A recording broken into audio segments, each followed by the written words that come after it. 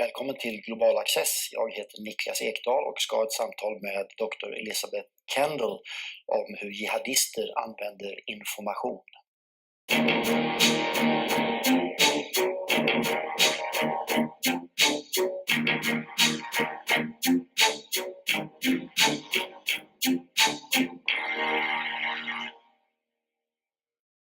Elisabeth Kendall är doktor i arabiska och islamiska studier vid universitetet i Oxford, specialiserad på Yemen. Här berättar hon om de narrativ som styr utvecklingen i Mellanöstern, bland annat jihadisters föränderliga användning av propaganda. Elisabeth Kendall intervjuas av Niklas Ekdal. Ever since 9/11 there's been this narrative in the West about a war on terror, often translated into a military approach. When you look at Yemen in particular, where you do a lot of work, what do you make of the war metaphor and its fallout on the ground? War is always a very problematic metaphor, but particularly when the metaphor actually turns into real life. The whole problem with the war on terror is that you can't kill ideas, you can only kill people. So it's unclear exactly what your war is about. What we really need is a much more sophisticated, well-rounded approach, which is not just kinetic, not just about military action, but that really gets to the heart of why terrorism exists, what underpins it, and what drives people to join it. You've made that case many times when you're a commentator on BBC, CNN, Al Jazeera, and so on. And when you look at this Western narrative in Western media, what do you think of the broader story about the Arab world, our take on the Arab world? Does it get too simplistic at times?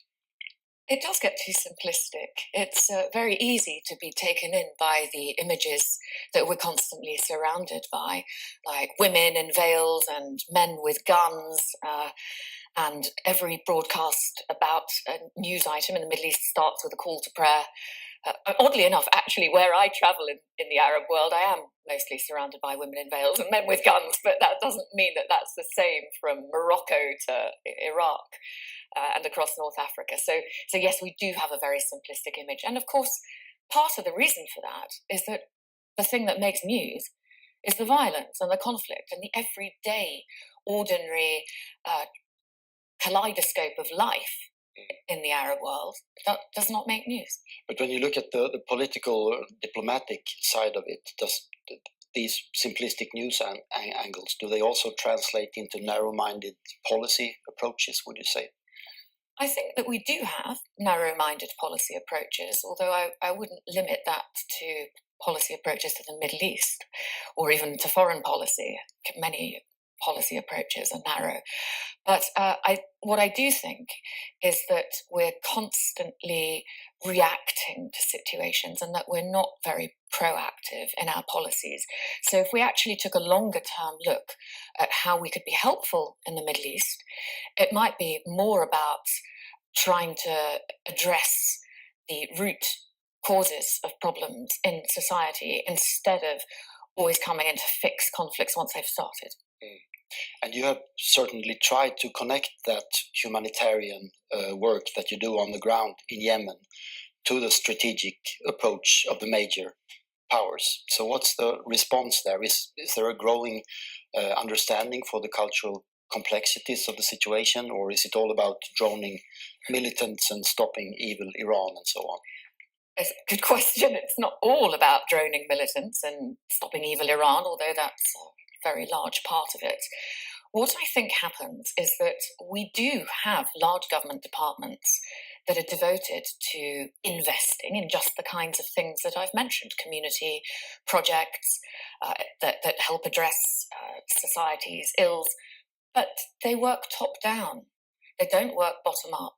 And they work often through very corrupt government structures, which means not only that money gets wasted, but that the projects that are undertaken are tainted in the eyes of those whom they're designed to reach. And often the bill is 10 times as much as it needs to be because so much money filters out along the way.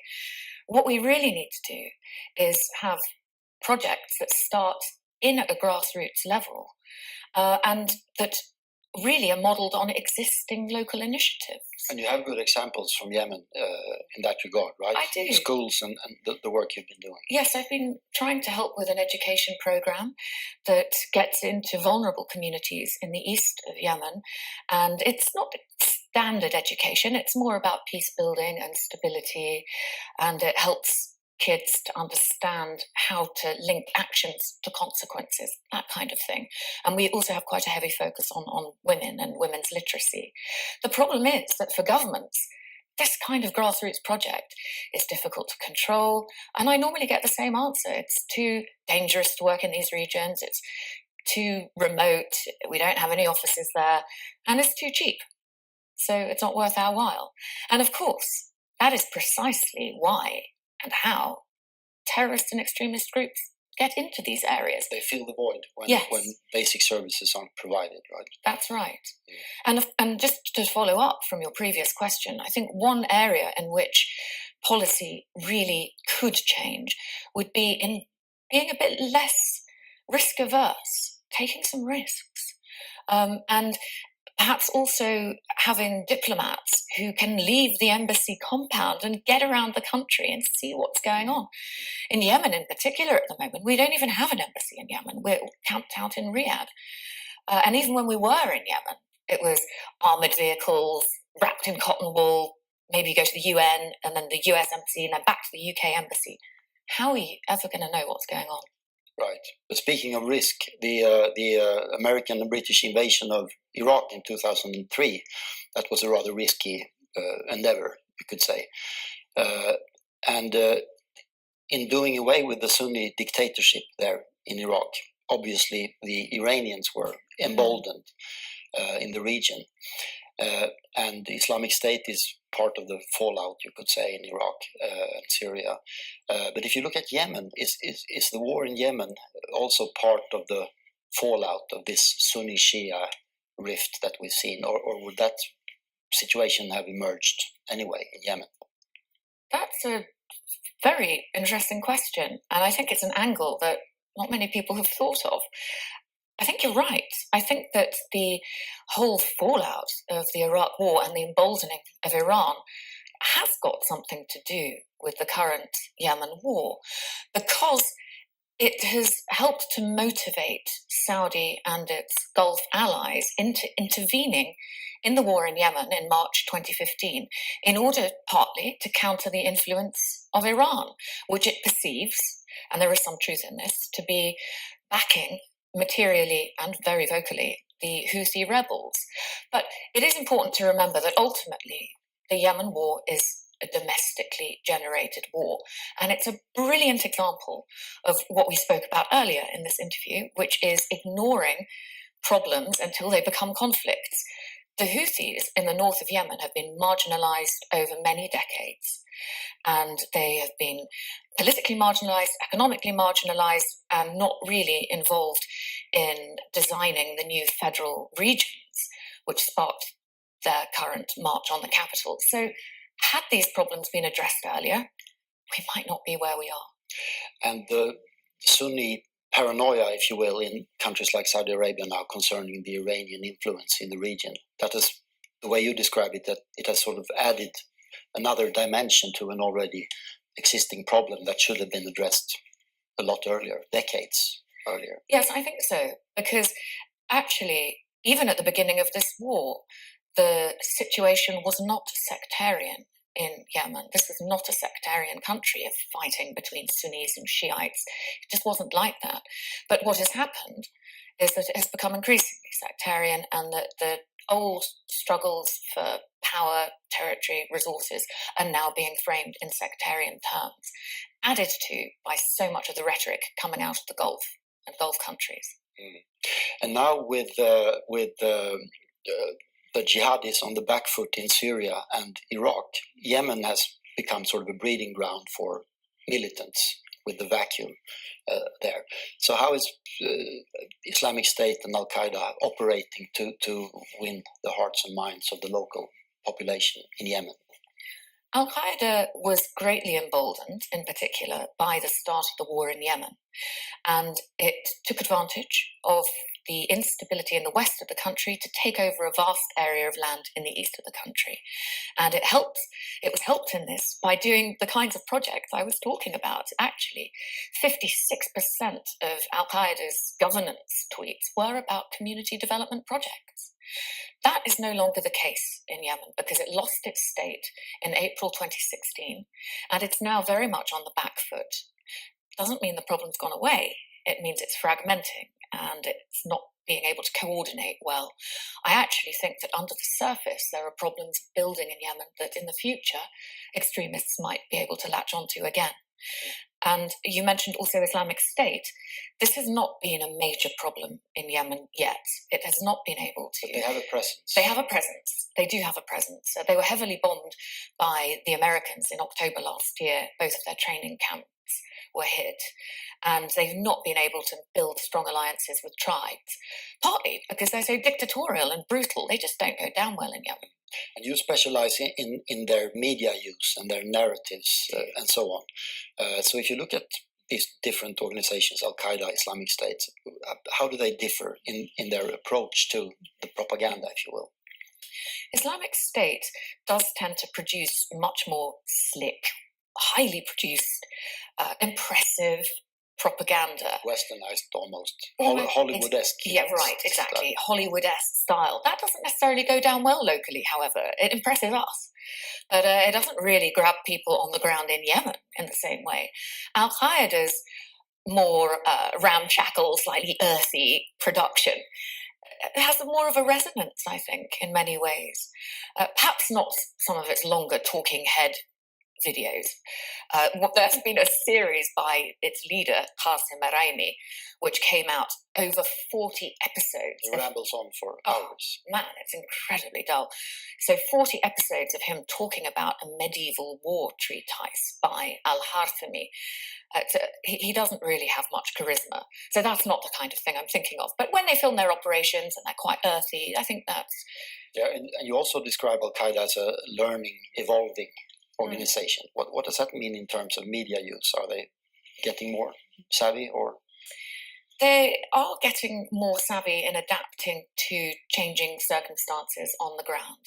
Part of that is that its large, bulky cultural periodicals that were its standard fare disappeared really with the Arab Spring, and it switched to a news bulletin format. That, again, started to disappear when the national dialogue and the subsequent unravelling of Yemen materialised. What al-Qaeda then switched to was quite snappy video series, which were much more militant, much more sectarian. What I would say is that the whole social media side of it has not taken off that much in Yemen. It's always been about hard copies and about narratives which are oral. And even now, we don't see much on Facebook or Twitter, not just because they're not as big on that kind of media as in other places in the Arab world, but because they're taken down too quickly now. So it's all about internal chat on encrypted messaging apps. Right. And this al-Qaeda franchise in Yemen, it's very active, right? Well, yes. And how does their jihadi narrative relate to the bigger conflict, if you will, this strategic conflict between Iran on one side and Saudi, Israel, the US on the other? So al-Qaeda has been very active in Yemen. It's much less active in 2018. Is it being played also by other powers, so to speak? Or is Saudi Arabia trying to influence al-Qaeda as a tool? It's possible. What I would say is that al-Qaeda has tried very hard to explain the current conflict in its own sectarian terms. Its arguments are difficult to make because it's trying to argue that America and its allies are backing the Houthis, whereas it's very obvious that they're not. So the other way around. But because they're all enemies, Iran is an enemy on one side, but Saudi and America and UAE are all enemies on the other side. So it has to try and find a way of explaining how all of these people are in the enemy mixing pot. One of the ways it's done that is by saying, okay, Iran might well say death to Israel, death to America, But look, it signed the UN Charter, so therefore it approves of Israel, which means it's actually in league with America. The logic isn't crystal clear. No, not All really. the time, right? But they also point out, look, if America's obviously protecting the Houthis, because every time we, al-Qaeda, go out and fight Houthis, we get droned. So it's droning us in order to protect the Houthis who are backed by Iran. So they're all on the same side. Right. And one area where al-Qaeda seems to be struggling is in its efforts to appeal to women. That's right. That offensive was actually discovered by you. I think it has received a lot of attention recently because it's a bit weird and very interesting also that they're sort of taking this step in that direction. What do you make of that? Why are they trying to persuade women? There has been, as you say, a bit of a push recently by al-Qaeda to address women. And I don't think it's been working very well. It's pretty clear that the initiative is run and narrated by men. And what they've done, I think, is two things. One, they've tried to respond to Islamic State's slightly more empowering approach to women, which I think... Using them in operations. And yes, stuff and like I think that didn't used to be the case. Islamic State was also very against mixed genders on the battlefront. But when you're under pressure, sometimes you have to bend your own rules a bit. So now, according to Islamic State, it's okay for women to support the jihad in any way possible. So that's taken to mean it's okay to take up a weapon now. Al-Qaeda, no, that's quite the opposite. They're saying, no, ladies, stay at home. You are most useful if you stay in the home. And they've brought out this new magazine. Yes, I wrote that story called Beytuki. Your Home. Your Home, yes, right, Your Home. And this new magazine is pretty funny. If it weren't so serious, it would be funny. It has, for example, a problem page where one of the earliest problems was, my husband's a mujahid, my husband's a jihadist. He doesn't have any time for me. What should I do? And of course, the response is, you should stop moaning and be a support. Don't be an added stress for him. He sees blood and guts all day. And when he comes home, you should just be there behind the closed doors, making it a paradise on earth. So it's very male-oriented. Different recipes to sort of please one's holy warrior or something like that. You could call it that. And by the way, literally recipes. I think the recipes... Mashed potatoes. Yes, that's right. Yeah. They had a recipe for, I call it Jihadi mashed potato. Basically, this is, I think, perfect evidence that it's written by men. It basically says, boil the potatoes, mash them. And also, and also tips on how to do the washing up. Yes, how can you do the washing up better? And the tips were, so the two hot water, right? Yes, use hot water and start with the glasses. So it sounds like the kind of magazine that a few mujahideen on the run would probably have some ideas about how to wash up and maybe make mashed potato or scrambled eggs. Right. But I'm not sure it's hitting its target female market in quite the way that it intends. Right. And also a tricky question is, I mean, if a male militant gets 72 virgins in heaven, what's in the jihadi struggle for a woman? How can they sell that to the readers of this magazine? The $60 million question, what's in it for the women in paradise? Well, that has actually been a question that came up. It didn't come up in the magazine, but it came up on the encrypted wire that the same group runs. So it was, ladies, here's the answer to your question. It actually said, nothing so exciting as you'll get 72 Chippendales in paradise, but it said that what you will get is that you will be prettier than the virgins and you will be of a higher social status. So that's it. That's what you get. It's a hard sell, I suppose. I think so. Yeah. And there was actually another question, which was on the wire, not in the magazine, which is, what do I do if my husband takes a second, third or fourth wife? And the answer, again, from a very male perspective, was, well, don't get angry, don't be cross. Think about the advantages. You can share the housework with her. And another advantage, he might cheer up a bit, and therefore your life will be easier and more pleasant. Right. And when you look at these different approaches to women that you described, Islamic State and al-Qaeda, does that tell us something about the direction of these terrorist networks? in the future, do you think? I think what it tells us is that al-Qaeda is trying to keep and stick to its core principles. It's very gradualist. It does learn and it does adapt, but it has a very gradualist approach to society and to its idea, its concept of installing a caliphate ultimately. Whereas Islamic State, I feel, is now flailing around. It's okay, women take up weapons. Okay, actually don't come to the caliphate anymore. Why don't you just carry out your suicide operation in the West and target them there? It's almost like it's lashing out. I feel that al-Qaeda has a slower approach. And the symbolic role of women, it's not just an issue among militants. I mean, this has been at the heart of political and cultural developments in the Middle East for the last half century or so, with the conservative backlashes in countries like Egypt, Iran, and so on. What do you think of that today, in the light of Islamic tradition and these botched projects of modernization, if you will? I think your observation is right. I think there are many more, well, the external view of it would be many more veiled women in black. In Cairo, and even in Istanbul, actually, which we never used to see so much of. And I guess this is a backlash against failed modernization projects, but maybe also a way of expressing your keenness to adhere to religion as a solution. Because when democracy seems to be failing, when you don't feel included in society, then you tend to think, oh, Islam's the answer. This is something that's played on very much by extremist groups. It's all of these woes would be gone if we just had Islamic ruling our country by Islamic law. Problem solved. Sure.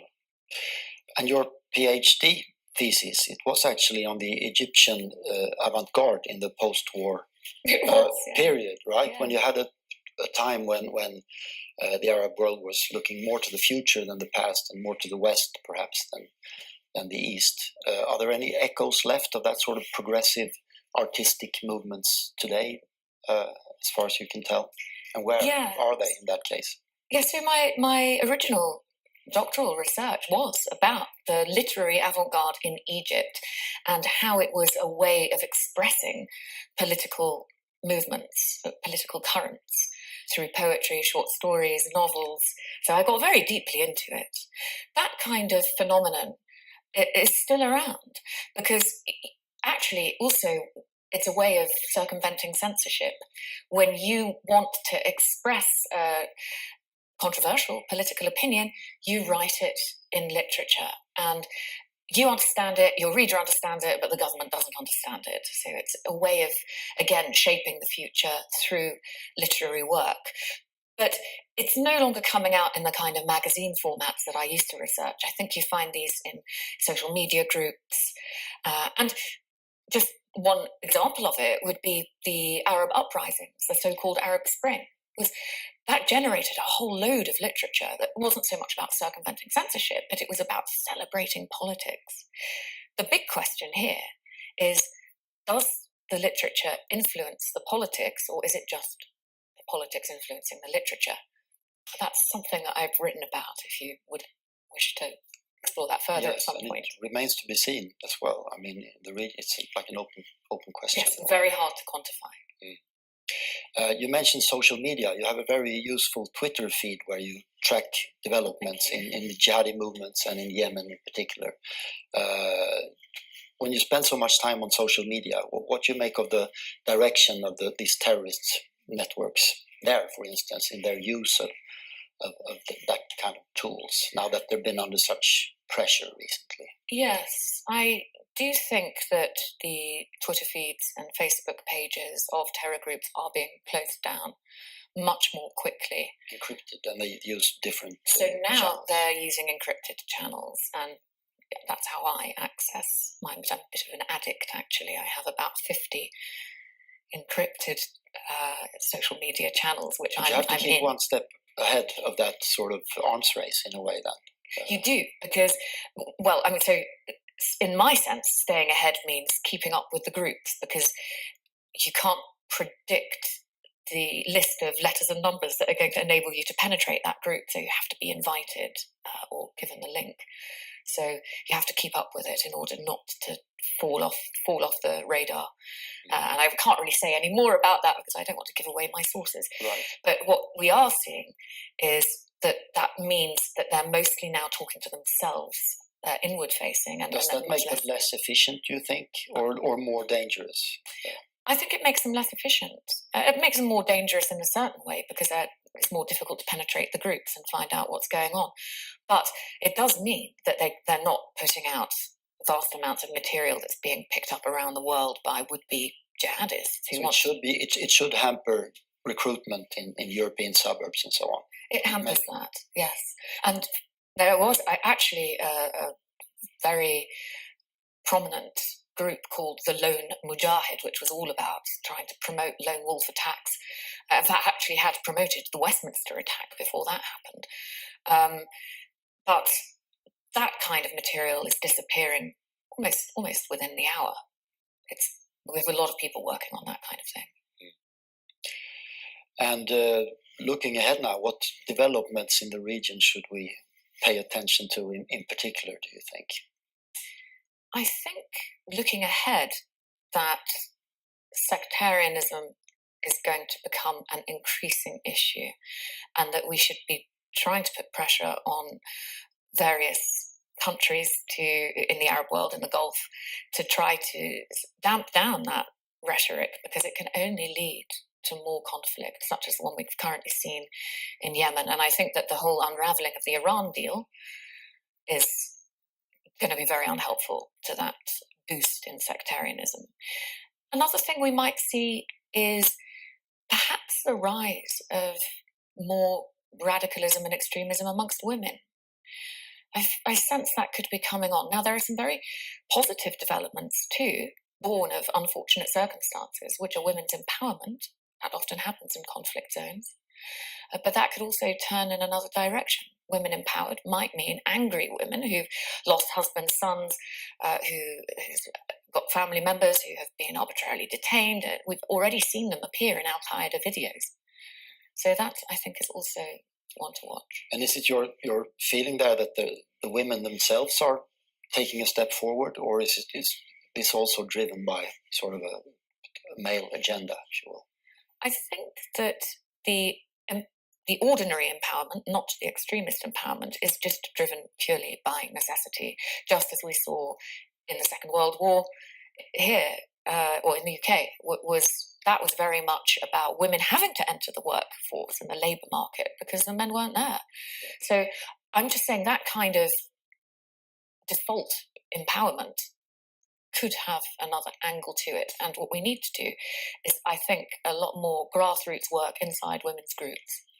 Right. To try to help direct their energies in positive ways that they would want. Good idea. Thank you, Dr. You're welcome. Thanks.